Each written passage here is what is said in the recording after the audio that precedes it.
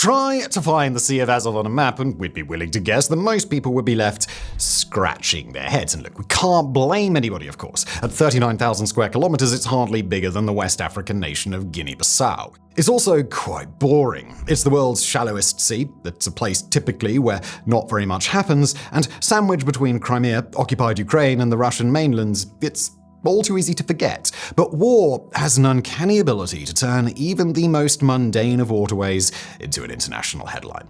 Just take the Strait of Hormuz, a place that the average person might have thought about once or twice a year before this war between Iran and the United States. And right now, the Sea of Azov is having its moment in the sun because it's recently become a new epicenter of the Russia-Ukraine war. Quiet as it might usually be, the Sea of Azov is a critical maritime corridor, one that historically connected Ukraine's heavy industrial heartland with the international market. It connects southern Russia with the Black Sea through the Kerch Strait. It connects Russian ports to the Volga-Don Canal, which in turn links the landlocked Caspian Sea to global shipping routes.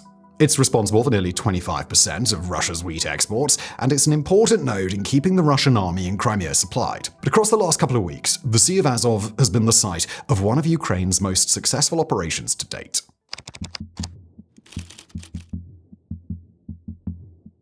So within weeks of the 2022 invasion, Russian forces controlled every kilometer of coastline along the Sea of Azov. Mariupol, the sea's largest port, fell that May after an 82-day siege that flattened the city's infrastructure and its steel plants. By summer, Ukraine had no way to access a sea that it had relied on for years to move goods south. Moscow made the seizure official the following year after Putin signed off on scrapping the 2003 treaty that governed the shared use of the sea and the critical Kerch Strait. That was a treaty Putin had signed personally during his first term in office, in the long-gone days when he was trying to convince the world that Russia could be a reliable international actor. With the deal scrapped, Russian officials began describing the sea as internal Russian waters completely off-limits to Ukrainian vessels. Russia was able to pull this off so fast because it had annexed Crimea in 2014, securing a jumping-off point on the sea's western edge. The annexation also meant that Ukraine had lost roughly 75% of its naval fleet, which made defending the sea all the more difficult. Additionally, the separatist-held pockets of Donetsk that Russian-backed forces had seized in 2014 gave it a second staging ground on the sea's eastern edge, so its troops only had to converge on Mariupol instead of fighting down the entire coastline. By the 1st of March, weeks before Mariupol fell, Russia was already claiming that it had managed to cut Ukraine off from the Azov Sea completely. And this dealt a massive economic blow to Ukraine. Marina Horbashevska, the head of the Management and Finance Department at Mariupol State University, told Al Jazeera that by losing access to the Azov Sea, Ukraine lost about 10 to 12% of its GDP. She added that the true figure could be significantly higher given the destruction of Mariupol's metallurgical plants. Losing, at the very least, 10% of your GDP in one fell swoop would be difficult enough for most countries to manage in the best of times. Now imagine having to manage that while also trying to fight off an invasion from a much more powerful foe that's wrecking other areas of your economy. While Kyiv was staring down the barrel of economic ruin, Russia was reaping the benefits of its successful takeover. Calling the Azov Sea internal water gave Moscow cover to justify state spending on the ports and infrastructure projects around it as sovereign development, money that fed domestic industry without answering to outside scrutiny. While we don't know the exact figures that Russia spent, we do know that it allocated at least $11.8 billion in federal funds to the 4 occupied Ukrainian regions between 2024 and 2026 under priority national development programs. That's nearly 3 times the combined amount allocated to about 20 other Russian federal regions in similar programs. So you can imagine how much Kyiv wants this situation to end. As long as Russia controls the Azov, Ukraine is losing money it cannot afford to lose, and every cent that Russia spends on the occupied territories strengthens the Kremlin's hand for any potential negotiations. After all, negotiators may take that into account when coming up with a final settlement. This was the status quo in the Azov for years, because Ukraine simply had other priorities to deal with. That was until the 6th of July, when Ukraine's unmanned systems forces launched Operation Molochka, a large-scale drone campaign targeting Russian assets in the Azov. Once that campaign began, the results quickly spiraled beyond anything Russia might have imagined, and in all likelihood it's even surpassed Ukraine's own expectations. In under 2 weeks, Ukraine claims to have struck 116 vessels in the Azov Sea and 20 in the Black Sea. According to Major Robert Brovdy, who's commanding the operation, one of its main objectives is to target Russia's fleet of small and medium-sized feeder tankers. These vessels can operate in the shallow waters of most Russian ports, and they transport oil from Russian terminals through the Volga-Don Canal and then to the larger vessels that Russia uses to transport its oil around the world. Brovdy told the press that it takes 12 to 15 feeder runs to fill one of these larger tankers, so every feeder taken out reduces the speed at which Russia can export its oil. That means the Russian war chest isn't filling as fast as it used to. And the losses increase Russia's operational costs, because if Russia wants these ships to go back into service, it will need to spend money repairing them. And given how poorly the Russian economy is doing, Moscow can't really afford the extra expenditure. But these aren't the only vessels that Kyiv is targeting. Dry cargo ships, ferries, and tugboats also have been hit during this operation. Each ship that's targeted degrades Russia's maritime capabilities. Tugboats are essential for port operations, maneuvering large vessels and assisting damaged ships, while ferries continue transporting vehicles, cargo, and supplies between occupied Crimea and Russia. And Brovdy has been very clear that the goal isn't to sink these ships, because, at least in the case of the feeder tankers, this risks causing a significant environmental crisis. The goal is to paralyze the operations of the Shadow Fleet. Quoting him here, "The objective is to paralyze the logistics of oil, fuel, and cargo transported in circumvention of sanctions. Every self-propelled vessel must be turned into a drifting barge, blind and deaf. Our objective is not to pollute the waters with oil spills, so there will be no hull breaches." End quote. While such considerations make this operation significantly more challenging for Ukraine, they also guarantee that it doesn't risk starting a fight with the international community over environmental pollution, unlike Russia, where Shadow Fleet ships operate without any regard for the environmental damage that they cause. Away from the environmental impact, we've got to talk about the groundwork that Ukraine has been putting in place for the past 2 years to ensure the success of this mission. First, through a relentless campaign of missiles and sea drone strikes, Ukraine forced Russia's Black Sea Fleet to withdraw from Crimea. This doesn't mean the area is completely devoid of Russian military ships, though. One of the ships struck during this operation was a Buyan M-class missile vessel, which was forced to leave the area because of the damage it sustained. The reduced military presence means that Kyiv can focus its attention on striking its actual targets instead of fighting Russian military assets. Ukraine has also spent an inordinate amount of time degrading the air defense assets in and around Crimea, which significantly increased the likelihood of the mission's success. In ordinary times, Ukrainian drones and missiles would have had to pass over Crimea to reach the Sea of Azov, and in the process, they would have flown into a nest of relatively sophisticated air defenses. Today, the drones and missiles still fly over Crimea, but many of the air defenses have either been destroyed or recalled to Moscow or St. Petersburg. Kyiv has also continued to target the air defense infrastructure that remains, with Brovdy claiming that his forces took out an S-400 launcher, a Tor system, and 2 radar complexes since the start of the operation. Russia has also been forced to redirect more and more of its precious air defense assets to the capital so that Putin doesn't get a one-way drone ticket to the big Kremlin in the sky. Many of the air defenses that remain in Crimea have been diverted to the Kerch Bridge to ensure that the troops on the peninsula are still getting resupplied. Taken together, Russia's decisions have undoubtedly made this whole operation easier than it would have otherwise been. So far, the operation's been a success. As we mentioned before, 116 vessels have been struck in the Sea of Azov, and at the very least, they will need extensive repairs before they resume service. And Ukraine doesn't appear to be stopping anytime soon. Instead, more vessels will be struck in the coming weeks. Russia's ability to export oil will be constrained, and Moscow will be hemorrhaging money. Now the question is, will this affect Putin's willingness to wage war on Kyiv?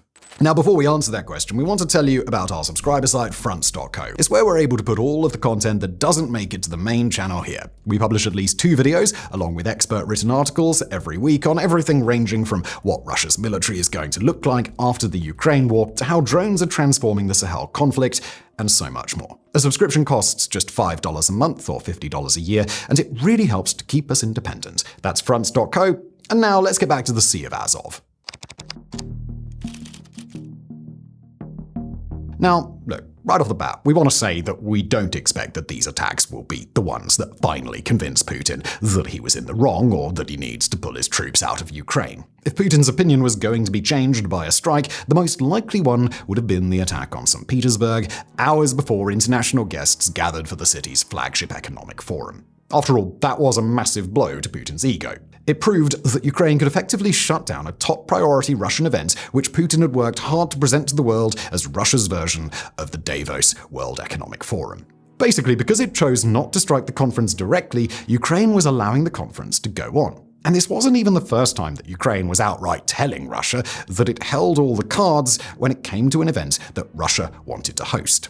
In May, Zelensky issued a decree allowing Russia's Victory Day military parade to proceed, promising that no weapons would be aimed at Red Square. And true to its word, Kyiv didn't attack the parade, even though Kyiv did devastate Moscow with strikes not long after. Still, Russia's war has only continued, and in some instances, maybe as an attempt by Putin to project power, Moscow's actions have become a lot more ferocious. And Kyiv knows this better than anyone else. After all, Ukrainians are the ones who have had to head to their bunkers every time Moscow launches a new barrage. That isn't to say that Operation Molochka is ineffective. Russia has been forced to redirect its ships away from the Sea of Azov in a tacit acknowledgement that it is unable to protect its commercial interests in the sea. We've already discussed how the operation is reducing the speed at which Russia can refill its tankers, and therefore its war coffers. This reduction is happening alongside a subsequent drop in oil production because of Ukrainian attacks on Russian oil infrastructure. Bloomberg reported that crude processing rates have reached the lowest levels since March 2005, averaging 3.91 million barrels per day so far this month, 1.4 million barrels fewer than what Russia was doing this time last year. This drop in production isn't just bad for the export market, it's also bad for the domestic side. Russia is dealing with a severe fuel shortage that's pushed up the cost of doing business, weakened industrial output, and raised the risk that the economy could enter a prolonged recession. The slowdown comes after Russia's economy has already lost momentum. The nation's economic ministry estimates that GDP grew by just 0.2% year-on-year from January to May this year, suggesting that June may have marked the start of an outright contraction. At the same time, inflation has accelerated, with consumer prices growing by 0.87% in June and a further 0.43% in the first 2 weeks of July. And remember, these are the numbers that Moscow is willing to admit, meaning that the true damage is likely worse. If Putin wants to continue waging this war, he needs to get his economy under control fast, or else he will find himself caught in a grueling stalemate, with Ukraine comfortable to chip away at Russia's gains until nothing remains. While Operation Molochka is contributing to the degradation of the Russian economy, analysts don't see this as its true purpose. They see it as the next stage of a much broader campaign to completely isolate Crimea. The Institute for the Study of War describes the Azov strikes as a new phase of that effort, one meant to sever Crimea from Russia's logistics network and disrupt the shipping routes that carry its fuel and grain. Major Yevhen Karkas, whose 413th Separate Regiment of Unmanned Systems is part of the operation, and he put it in blunter terms. He told CNN that Russia has effectively turned Crimea into one giant military base with units supplying forces that are trying to push further into Ukraine. He added that Ukraine was cutting off all the logistics to support those forces, and that Kyiv's ability to strike further at lower cost had become a problem the Russians couldn't solve. Quoting me here, "We'll increase this pressure for as deep as we can reach. This is just the beginning." Major Karas is in good company. Anton Zemliani, a senior analyst at the Ukrainian Center for Security and Cooperation, also believes the Azov attacks are part of a broader campaign targeting Crimea's logistics network. Speaking to the Kyiv Independent, he pointed out that the ferries serving the peninsula have previously been damaged, fuel storage facilities have been struck, and commercial ships are increasingly being targeted while anchored outside Crimean ports or before transiting the Kerch Strait. As a result, it has become increasingly difficult to supply the peninsula with fuel. This is obviously great news for Ukraine, and it all plays into its broader plan to eventually recapture Crimea. However, we have to caution against being too optimistic. Kyiv is still a long way away from being able to recapture the peninsula. This is mainly because of the available infrastructure, where only 2 roads connect Crimea with the mainland. The road that links Crimea and Ukraine crosses the Isthmus of Perekop, a narrow strip of land that's about 5 to 7 kilometers wide and forms a natural choke point for any attacking force. The other road runs across the Kerch Bridge and connects the peninsula with Russia. Moscow has spent the past few years fortifying its position on Crimea by building defensive works and placing hundreds of thousands of anti-tank and anti-personnel mines. Plus, Russia can very easily reinforce the troops on the peninsula using the Kerch Bridge, and if it comes down to a battle of sheer numbers, Ukraine's not going to win that. So instead of viewing the Azov attacks as laying the groundwork for a potential offensive on the peninsula, it's better to view them as part of a broader campaign to undermine Russian rule in Crimea. When the Russians annexed Crimea, they made one pitch to Crimeans and Russians alike: that life under Moscow would be a lot more stable and a lot more prosperous than life under Kyiv. With the Crimean government being forced to declare a state of emergency after Ukrainian strikes led to widespread power outages and fuel shortages, Russia's pitch is sounding more and more like a pipe dream. Ukraine will need to sustain this pressure, either through more attacks in the Azov or through more targeted strikes on the peninsula, to really underscore just how bad life can get under Russian rule. But whether they can is another matter entirely. On the 15th of July, President Zelensky removed Mikhailo Fedorov from his post as defense minister, citing an unresolved rift with the commander-in-chief, Alexander Syrskyi. Fedorov, a figure with ties to America's Silicon Valley who's usually described as a tech-savvy reformer, had become the youthful face of the country's drone program. Although he'd only been appointed to the role of defense minister 6 months ago, he had been the driving force behind a lot of the innovations that saw Ukraine become a drone powerhouse. His most popular innovation was gamifying war for drone teams by awarding points for blowing up tanks, howitzers, or enemy infantry, a program that was popular in the army. He also played a role in convincing American billionaire Elon Musk to cut off Russia's access to Starlink. His removal triggered a wave of protests, with some questioning whether the country's drone program will be as successful if he isn't there to implement his ideas or leverage his connections with Silicon Valley. At the moment, we can't say for sure what impact his dismissal will have on Ukraine's warfighting capabilities. It might be really significant, which would make this one of the most costly mistakes that Zelensky has made, or it could all just be irrelevant in the end. What we can say is that when it comes to drones and incorporating emerging technologies into the military, Ukraine has a lot more institutional knowledge than almost every other country on the planet. That institutional knowledge will outlast any single person, no matter how important they are. That institutional knowledge is why Ukraine is, right now, doing something that few thought was possible in 2022, pushing back Russia in the Sea of Azov. For now, that's a victory worth celebrating. Thank you for watching.